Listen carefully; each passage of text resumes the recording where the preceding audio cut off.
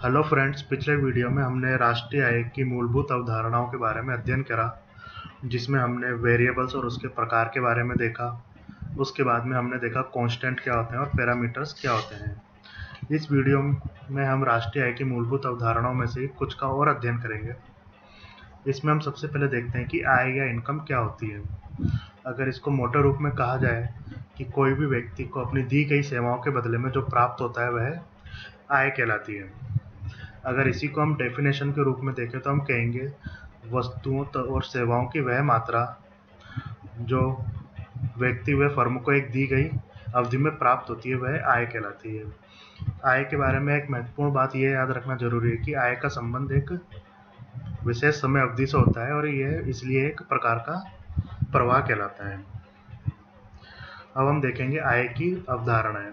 आय की दो प्रकार की इन्होंने अपन ने अवधारणाएं मानी है, साधन आय तथा हस्तांतरण आय। पहले हम देखते हैं कि साधन आय या फैक्टर इनकम क्या होती है। फैक्टर इनकम वो है कि उत्पादन के साधनों द्वारा अपनी दी गई सेवाओं के बदले में जो आय प्राप्त होती है वह साधन आय कहलाती है। अब हम सभी जानते हैं कि हमारे उत्पादन के चार साधन होते हैं। पहला हम देखते हैं भूमि, दूसरा हम देखते हैं पूंजी, तीसरा श्रम, चौथा उद्यमी। भूमि को जो प्राप्त होता है वह लगान है, पूंजी को ब्याज प्राप्त होता है, श्रम को अपनी दी गई सेवाओं के बदले में मजदूरी प्राप्त होती है, उद्यमी को लाभ प्राप्त होता है। अब हम देखेंगे कि साधन आय भी दो प्रकार की होती है, वास्तविक आय तथा मौद्रिक आय। यदि आय हमें वस्तुओं व सेवाओं के रूप में प्राप्त होती है तो वह वास्तविक आय कहलाती है। अगर आय हमें मुद्रा के रूप में प्राप्त हो रही है तो वह मौद्रिक आय कहलाती है। दूसरा हम देखते हैं ट्रांसफर इनकम या हस्तांतरण आय। हस्तांतरण वह आय है जो इकोनॉमी के एक सेक्टर द्वारा दूसरे सेक्टर को जो इनकम का ट्रांसफर किया जाता है, यह हस्तांतरण आय है और यह एक क्षेत्रीय भुगतान होता है। इसके बारे में महत्वपूर्ण बात आप याद रखना कि यह एक क्षेत्रीय भुगतान है। अब एक क्षेत्रीय भुगतान का मतलब यह है कि ए व्यक्ति द्वारा बी व्यक्ति को अगर पैसे का ट्रांसफर किया जा रहा है, यदि बी द्वारा दोबारा ए को ट्रांसफर किया जाता है तो यह द्वि क्षेत्रीय भुगतान हो गया। तो हस्तांतरण आय के बारे में याद रखना कि यह एक क्षेत्रीय भुगतान है। और दूसरी बात आप याद रखना हस्तांतरण आय के बारे में कि इसके बदले में किसी वस्तु व सेवाओं की प्राप्ति नहीं होती। जैसे आप मान के चलो गवर्नमेंट द्वारा स्टूडेंट को स्कॉलरशिप दी जाती है, वृद्धों को वृद्धावस्था पेंशन दी जाती है, तो गवर्नमेंट द्वारा स्टूडेंट और वृद्धों से किसी प्रकार की सेवाएं नहीं ली जाती। तो इसमें आप दो चीज़ याद रखेंगे, पहला तो ये एक क्षेत्रीय भुगतान है, दूसरा इसमें किसी वस्तु या सेवाओं की प्राप्ति नहीं होती। और तीसरी बात आप इसमें याद रखना कि ट्रांसफर इनकम को राष्ट्रीय आय में शामिल नहीं किया जाता।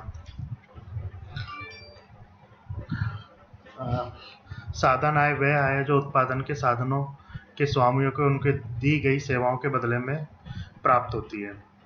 हमने देखा ही था वास्तविक आय तथा मौद्रिक आय दो प्रकार की हैं। यदि वस्तुओं और सेवाओं के रूप में प्राप्त हो रही है तो वास्तविक आय है। इसके विपरीत यदि मुद्रा के रूप में हमें आय प्राप्त हो रही है तो यह मौद्रिक आय कहलाती है। ट्रांसफर इनकम या हस्तांतरण आय के बारे में हमने देखा कि ये एक क्षेत्र से दूसरे क्षेत्र में किया गया आय का हस्तांतरण है तथा ये एक क्षेत्रीय भुगतान होता है। इसके बदले में किसी वस्तु या सेवा की प्राप्ति नहीं होती और यह इसको राष्ट्रीय आय में शामिल नहीं किया जाता। अब हम देखेंगे आय के वर्गीकरण के बारे में। आय का वर्गीकरण तीन प्रकार से किया गया है। एक तो पहला श्रम से प्राप्त आय, दूसरा है संपत्ति से प्राप्त आय और तीसरा है उद्यम वृत्ति से प्राप्त आय। पहला हम देखते हैं श्रम से प्राप्त आय। श्रम से हमें मजदूरी प्राप्त होती है। संपत्ति दो प्रकार की होती है, अचल संपत्ति तथा चल संपत्ति। अचल संपत्ति में हम भूमि को मान लेते हैं और चल संपत्ति में हम पूंजी को मान लेते हैं। तो भूमि से हमें क्या प्राप्त होता है, लगान प्राप्त होता है और पूंजी से हमें ब्याज प्राप्त होता है। तीसरा प्रकार हम देखते हैं उद्यम वृत्ति से प्राप्त आय, तो इनको उद्यमी को लाभ प्राप्त होता है।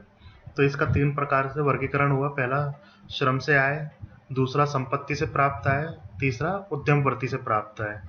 श्रम से जो प्राप्त हो रहा है वह मजदूरी है।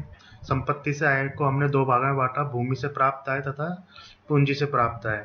भूमि से जो आय प्राप्त हो रही है वो लगान के रूप में हो रही है और पूंजी से जो प्राप्त हो रहा है वो ब्याज के रूप में हो रही है। तीसरा हमने देखा है उद्यम वृत्ति से प्राप्त आय, उद्यमी को प्रॉफिट होता है। अब हम देखते हैं कि संपत्ति से प्राप्त आय अगर उद्यम वृत्ति से प्राप्त आय को जोड़ दिया जाए तो हमें प्रचलन अधिशेष प्राप्त होता है, या फिर इन दोनों के कंबाइंड को हम ऑपरेटिंग सरप्लस कहते हैं। और इनको ऑपरेटिंग सरप्लस भी इसलिए कहते हैं क्योंकि जो इनसे आय प्राप्त होती है वो इकोनॉमी में पूंजी का निर्माण करती है। संपत्ति से प्राप्त आय तथा उद्यम वृत्ति से प्राप्त आय ऑपरेटिंग सरप्लस है, तथा इसको ये इसलिए कहते हैं क्योंकि ये इकोनॉमी में पूंजी का निर्माण करती है। अगर हम तीनों प्रकार की आय को जोड़ दें, संपत्ति से प्राप्त आय, उद्यम वृत्ति से प्राप्त आय तथा श्रम से आय, तो ये हमारा सकल घरेलू उत्पाद या जीडीपी कहलाता है। अगर इसी में ही हम विदेशों से शुद्ध साधन आय को जोड़ दिया जाए तो वह हमारा जीएनपी या सकल राष्ट्रीय उत्पाद कहलाता है।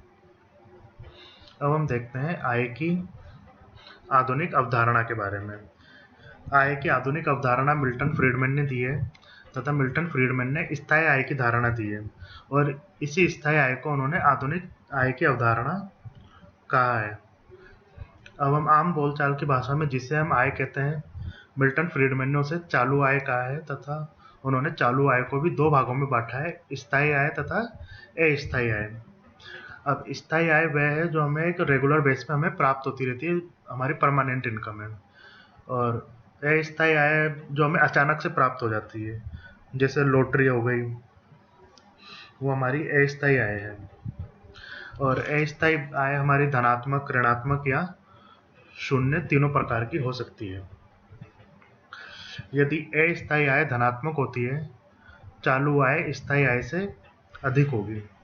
दूसरा हम देखेंगे कि यदि अस्थायी आय शून्य है तो चालू आय स्थायी आय के बराबर होगी। तीसरा, यदि अस्थायी आय ऋणात्मक है या नेगेटिव है तो चालू आय स्थायी आय से कम होगी।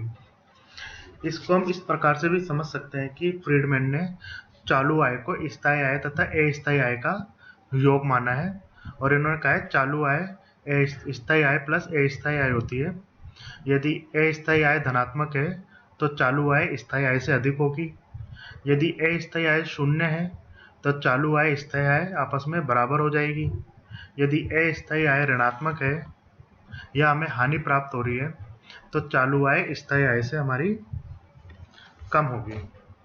तीसरा हम देखते हैं उत्पाद के बारे में, कि उत्पादन के साधनों का प्रयोग करके जो भी फैक्ट्री में जो भी उत्पादित किया जाता है वह हमारा उत्पाद कहलाता है। अगर इसको हम डेफिनेशन के रूप में देखें तो हम ये कह सकते हैं कि आगतों का निर्गतों के रूप में जो रूपांतरण होता है वह उत्पाद कहलाता है। जैसे हमने फैक्ट्री में कोई कच्चा माल डाला और उसके बाद हमें जो भी फाइनल गुड प्राप्त होती है वह हमारा आउटपुट कहलाता है। अगर हमें ब्रेड बनानी है तो हमने गेहूं को पीस के उसका आटा बनाया और आटे को फैक्ट्री में ले जाकर हमने उससे ब्रेड तैयार करी। जो हमारा आटा है वो तो इनपुट है, और जो आउटपुट के रूप में प्राप्त हो रहा है वो हमारा ब्रेड है। हम देखेंगे उत्पाद वस्तुओं तथा सेवाएं दोनों ही प्रकार के हो सकता है, और उत्पाद केवल वही नहीं होता जो उपयोगिता का सृजन करें। अगर कोई उत्पाद से हमें उपयोगिता नहीं मिल रही है तो वह भी उत्पाद कहलाता है। अब हम उत्पादन के साधनों के बारे में देखते हैं, तो आप सभी को पता है कि उत्पादन के 4 साधन है, भूमि है, श्रम है, पूंजी है और उद्यमी है। भूमि से तो हमें क्या प्राप्त हो रहा है, लगान प्राप्त हो रहा है। श्रम से हमें मजदूरी प्राप्त हो रही है। पूंजी से ब्याज प्राप्त होता है, और उद्यम वृत्ति से लाभ प्राप्त होता है। अब इन्होंने उत्पादन को भी 2 प्रकार में बांटा है। पहला स्वलेखा उत्पाद है, दूसरा है हमारा विनिमय के लिए उत्पाद। यदि कोई भी उत्पादन स्वयं उपभोग कर लिया जाता है तो वह स्वलेखा उत्पाद कहलाता है। अगर कोई भी उत्पादन बाजार में बेचने के लिए तैयार किया जाता है तो वह विनिमय के लिए उत्पाद कहलाता है। अब देखते हैं उत्पाद का मौद्रिक मूल्य, मतलब उसका बाजार में मूल्य क्या होगा। उसके लिए हम देखते हैं उत्पाद की मात्रा को चालू कीमतों से गुणा कर दिया जाए। माना कि हमने 5 पेन का उत्पादन करा और उनकी चालू कीमतें, एक पेन की कीमत है 10 रुपये, तो 5 को 10 से गुणा कर दिया तो हमारा उत्पाद का मौद्रिक मूल्य 50 रुपये आ गया।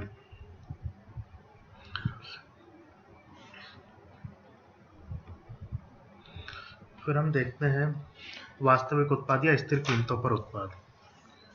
वास्तविक उत्पाद में यह माना जाता है कि कोई विशेष वर्ष की कोई कीमत ले ली जाती है जिस समय कीमतों में बहुत ज़्यादा फ्लक्चुएशन नहीं होते, या कीमतों में बहुत ज़्यादा उतार चढ़ाव नहीं होते, वह हमारा स्थिर कीमत पे उत्पाद कहलाता है।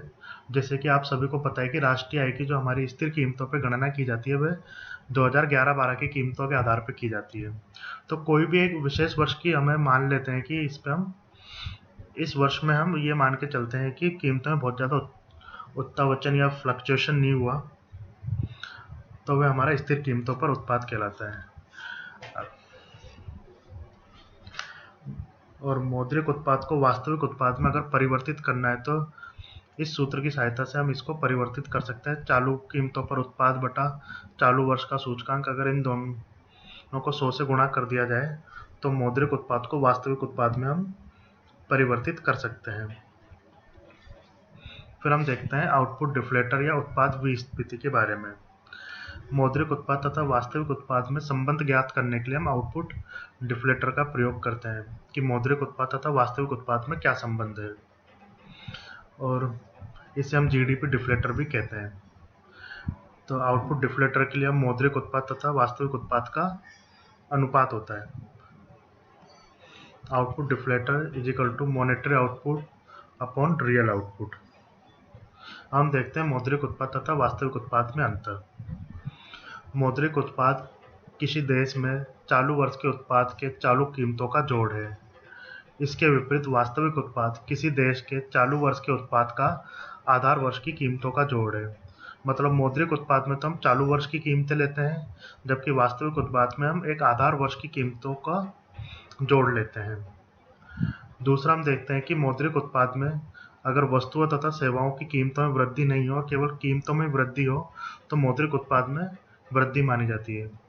जबकि वास्तविक उत्पाद में जब वस्तुओं तथा सेवाओं का उत्पादन बढ़ेगा जब भी इसमें वृद्धि होगी, ना कि कीमतों में वृद्धि का इस पर प्रभाव नहीं पड़ता। थैंक यू, आज के लिए इतना ही।